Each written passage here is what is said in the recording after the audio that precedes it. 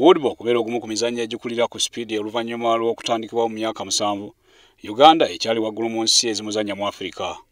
Mu 2014, Uganda esobodde okwetaba mu mpaka eziri ku mutindo gw'ensi yonna, n'eddyo ly'abalamu yeetaba mu mpaka z'ensi yonna ezaali e Malaysia. Leero tubadde ne Congress era nga tutunuulira bye tukoze omwaka oguwedde era nga tusuubira nti tugenda gezaako okulaba nga tunoonya ku nsimbi esobola okuyimirizaawo omuzannyo guno mu Uganda.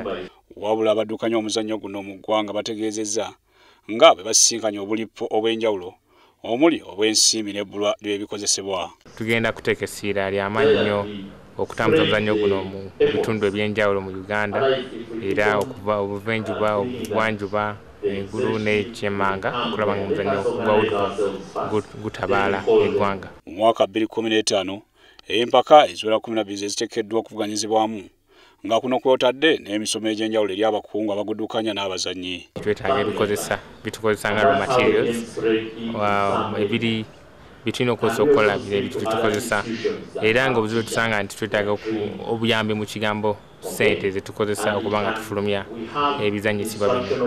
Mu ngeri y'okwagala okutumbula omuzannyo guno gwongedde okubunyisibwa mu ggwanga lyonna nga kati guvudde mu bitundu eby'e Kampala gwolekedde lya Ntonde obukiikakkono bw'eggwanga n'obuvanjuba gye buvuddeko mu mpaka z'amatendekero ga East Africa Ndejje ze yawangula emidaali egisinga baasinga kujulira mu muzannyo gwa Woodball ng'era gwe gwali omulundi ogwasooka okuzannyibwa mu mpaka zino.